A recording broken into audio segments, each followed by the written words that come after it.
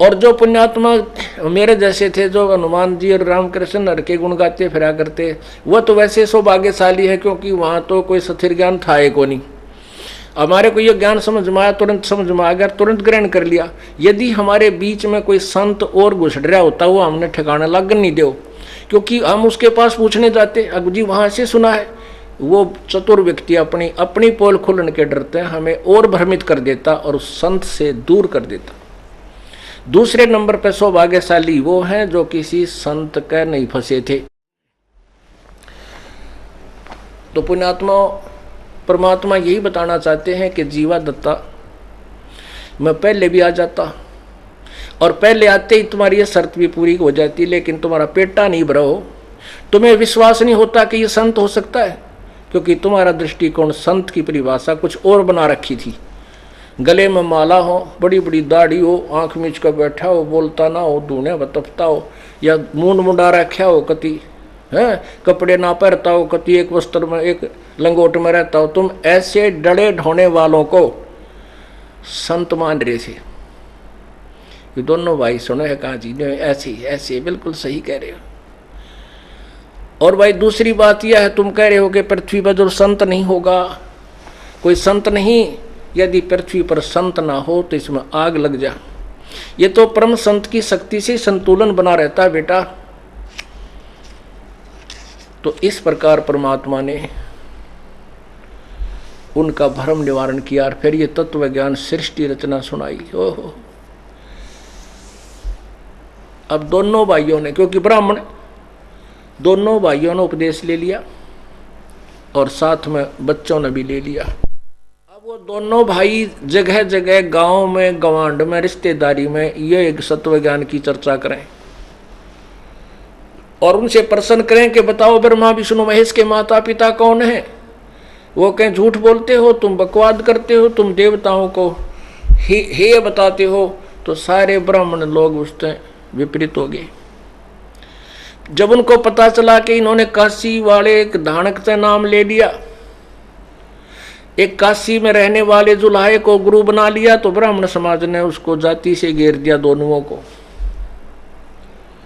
जाति से निकाल दिया और कह दिया कि कोई बात, इनसे कोई संपर्क नहीं रखेगा। अब आगे समस्या पहाड़ तबारी। जीवा कहता लड़की थी और दत्ता कहता लड़का। अब वो बालक शादी के योग्य हो गए। कोई भी ब्राह्मण समाज में शादी करवाने उनकी बात सुनने को तैयार नहीं, उनके लड़कों की कोई एक्सेप्ट नहीं करे, ना लड़की का ब्याह स्वीकार करे, ना लड़के की कोई शादी करे। परमात्मा का गरोए भगवान ने, ईब क्या होगा। परमात्मा आए घूमते फिरते, जैसे आज याद किया हो, 2-3 दिन में आकर प्रकट हो गए। कहने लगे भगवान आपकी दया से ज्ञान समझ में आ गया, सिर धड़की बाजी दाता, अब पहाड़ में जाओ, ये समाज हमारे बात समझ में आ गई। पर एक समस्या होगी परमात्मा, मेरा तो एक लड़का एक लड़की, भाई का लड़का है, मेरा लड़की है। जीवा कहने लगा इनकी कोई शादी नहीं करता, कोई स्वीकार नहीं करता, बालक ब्याहने योग्य हो गए, समस्या आ गई या, और आप ही हल करोगे प्रभु। परमात्मा बोला भाई होगी हलियात है, तुम ऐसे कहने लग जाओ, एक पत्र पुत्र लिखकर आसपास अपने सब जगह भेज दो कि भाई तिथि निर्धारित कर दो कि जीवा की लड़की और दत्ता के लड़के का ब्याह कराएंगे और इस तिथि को उन दोनों का ब्याह होगा। अब उन ब्राह्मण लोगों ने पता लग गया भैया तो इज्जत का नाश होगा, बड़ी बात बिगड़ी। फिर उनकी मीटिंग हुई ब्राह्मण उसका शुक्ल तीर्थ के ब्राह्मणों की। वो कहने लगे भाई गलती उन दोनों ने कर रखी है, जीवा और दत्ता ने, बड़का का के दोष है भाई, उन लड़कियां नाम ब्याह होंगे, बच्चा ने किता है, ये तो नाश हो जाएगा इज्जत का, बता कति बाण भाई का ब्याह हो गया। तो पंचायत आई ने बोला जीवा दत्ता ये बालक तुम्हारे नहीं हमारे हैं और उनकी शादी हम करेंगे, और खबरदार जब तुमने इज्जत का नाश कराया है। दोनों बैठे रहे, जय हो बंदी छोड़ की, आप पे सिर दर्द हट गया। वो लड़के लड़की ने ले गए और अच्छी तरह उनका ब्याह कर दिया। जब परमात्मा ने कहा, परमात्मा से कहा, परमात्मा अपना तो हिंग भी ना लागने दी ना फटकड़ी, ब्याह भी अगल्यान कर दिया। तो वो सारी समस्या परमात्मा के कहते हैं, द्वार धनी के पड़ा रहे, धक्के धनी के खा, 100 काल जगजोल ही पर द्वार छोड़ नहीं जा। परमात्मा आप ही फिर रास्ता निकालते हैं। तो पुण्यात्मा, आपके ऊपर कितना रहम किया प्रभु ने, आपका मनुष्य जीवन और फिर ये तत्व ज्ञान की गंगा आपके सामने बहा दी परमात्मा ने। इसमें नहाओ और धो और पियो ठाठम ठाठ और सतलोक की तैयारी करो।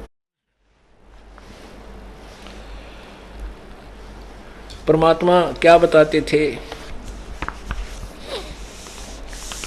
अब जैसे पिछले सत्संग में प्रसंग चल रहा था कि सिकंदर लोधी दिल्ली के बादशाह, उनको बहुत भयंकर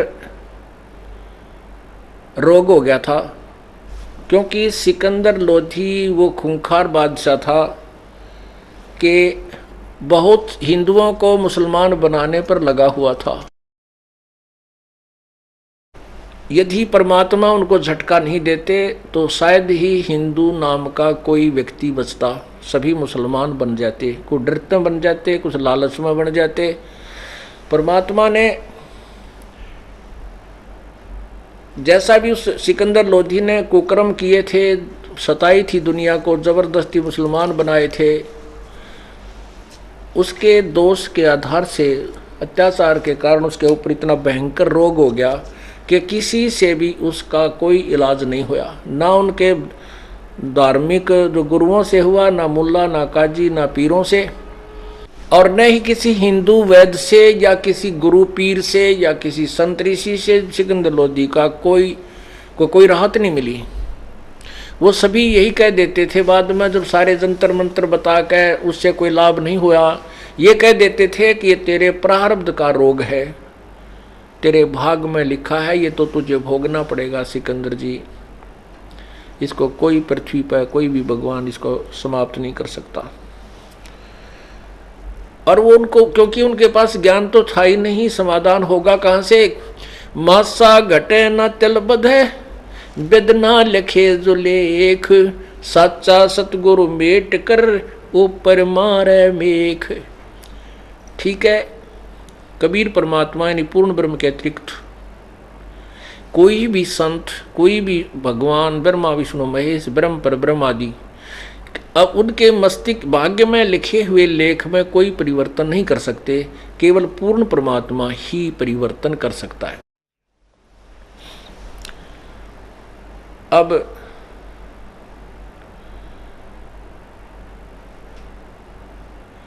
सिकंदर लोधी का रोग कहीं भी समाप्त नहीं हुआ।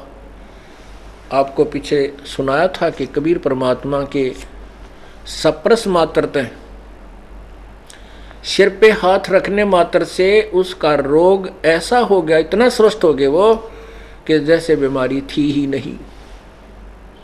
पुण्यात्माओं, जिसका लागे सो तन जाने, जिसका बीमारी और फिर स्वस्थ हो, उसके हृदय में जो श्रद्धा उस व्यक्ति के प्रति बनती है, वो स्वयं जानता है कि आज मेरा नाश हो जाना था, मेरा समय रो कर बिताना था, आज मैं स्वस्थ कर दिया। तो उसके प्रति जो उसकी आस्था और श्रद्धा और भाव और प्रेम बनता है, वो एक भिन्न होता है, सबसे भिन्न होता है। फिर परमात्मा ने, कबीर परमेश्वर ने उस सिकंदर लोधी के सामने एक और अनहोनी की। सिकंदर लोधी ने स्वामी रामानंद जी, महर्षि रामानंद जी की गर्दन काट दी थी और परमात्मा ने उसके सामने जीवित करके खड़ा कर दिया था, जीवित कर दिए थे। सिकंदर लोधी के साथ बनारस में, यानी दिल्ली से गए थे वो, उसके साथ उनका एक धार्मिक पीर शेख तकी भी साथ था। लेकिन शेख तकी स्वामी रामानंद जी के आश्रम में नहीं गया था, वो रेस्ट हाउस में ही रह गया था, ये कह करके कि मैं उन काफिरों के आश्रमों में नहीं जाता। सिकंदर आप जाइए, अब सिकंदर का तो फांसी गल रही थी, सिकंदर लोधी को तो बहुत भयंकर रोग था और मरता क्या नहीं करता। वो चला गया, ठीक है पीर जी आप विश्राम करो, मैं परमात्मा कबीर जी से आशीर्वाद प्राप्त करने जा रहा हूं। अब सिकंदर लोधी स्वस्थ हो गए, उसके सामने रामानंद जी को जीवित कर दिया कबीर भगवान ने।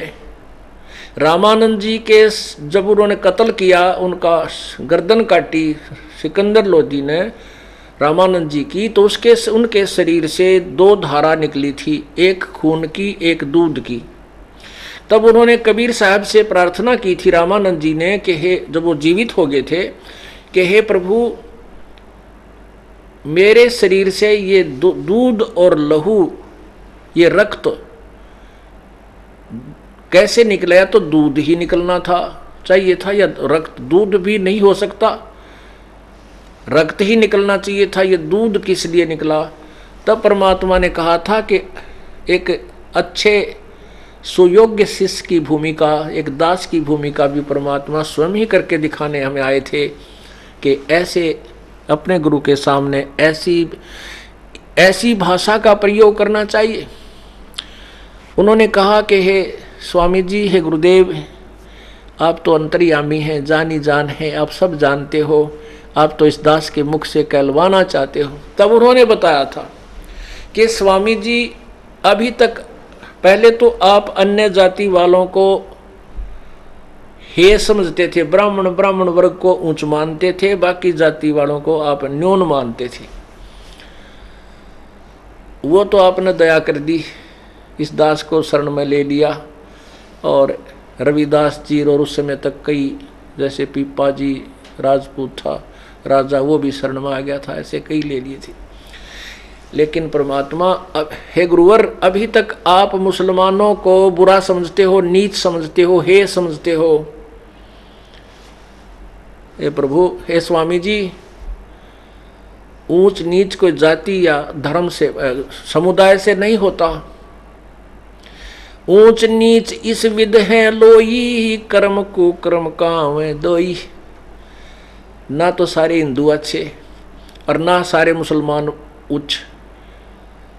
जो बुरे हैं वो मुसलमानों में भी बुरे हैं, जो अच्छे हैं वो मुसलमानों में भी नेक बहुत है, और जो बुरे हैं वो हिंदुओं में भी निरे हैं, और अच्छे भी हैं वो हिंदुओं में भी बहुत कम नहीं है। ब्राह्मण भी इतने नीच हैं कि कसाई भी ना हो सकता, और केवल जाति या मजहब से जीव ऊंचा नहीं होता, उसके कर्म ऊंचे और नीचे होते हैं। जब तक आप बैर भाव से दूर नहीं होगे, राग द्वेष आपके अंदर से नहीं खत्म होगा, तब तक आप मोक्ष अधिकारी नहीं हो सकते। इसलिए आपके शरीर, आप आद्य सुपात्र हुए हो, पूर्ण सुपात्र नहीं हुए हो। जिसने भगवान चाहिए, जब उस ऐसे महापुरुष ने जाति का झंडा भी पाट दिया, एक धानक को सीने से लगा लिया था, अब फिर दूसरी चोट मार कर परमात्मा ने सीधे कर दिए।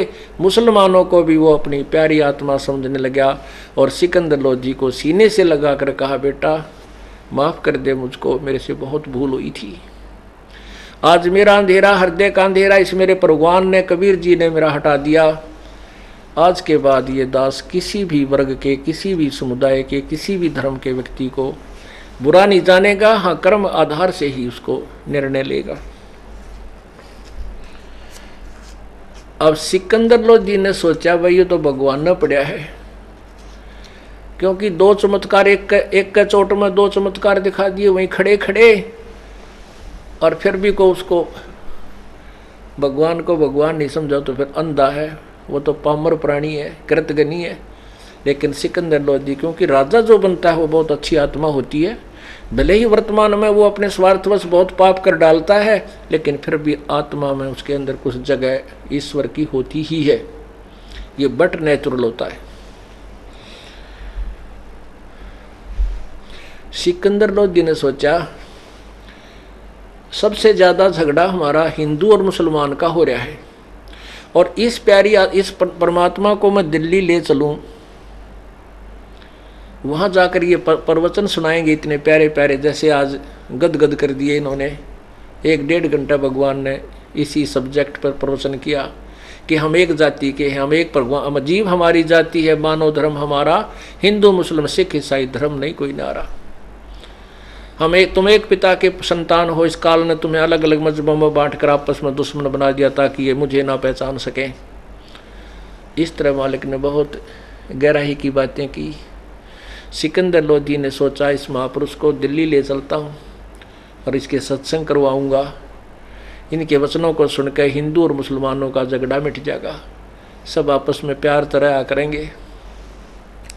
लेकिन ये बीच में स्वार्थी लोग होते हैं ना, जो गुरु आचार्य, ये हमारे सदा से शत्रु रहे हैं। इन्होंने हमें डिवाइड करके रूल किया है, हम एक नहीं होने दिए आज तक। लेकिन अब समय आ गया है, आप शिक्षित हो, अक्षर ज्ञान आपके पास है, अपने सदग्रंथ हमारे पास हैं, इनको देख करके अब ये जाति और मजहब की खाई कति खत्म हो जाएगी। थोड़ा सा समय लगेगा। तो उसने प्रार्थना की सिकंदर लोधी ने कि हे प्रभु, हे अल्लाह, अल्लाह की जात, आप इस दास की एक प्रार्थना है, आज्ञा हो तो कहूँ। परमात्मा बोले बोल भाई, कहे क्यों ना, तो कह ले जो तूने कहनी है। कहने लगे कि आप मेरे साथ दिल्ली चलो और वहाँ प्रचार करो मेरे दाता, या आपसी आग लगी हुई है ख़त्म हो जाएगी। परमात्मा बोले मैं किसी के साथ न्यों ना जाया करूँ भाई, ऐसे नहीं जाता, मैं तो केवल अपने शिष्य के साथ जाता हूँ, जो मेरा शिष्य बन जा।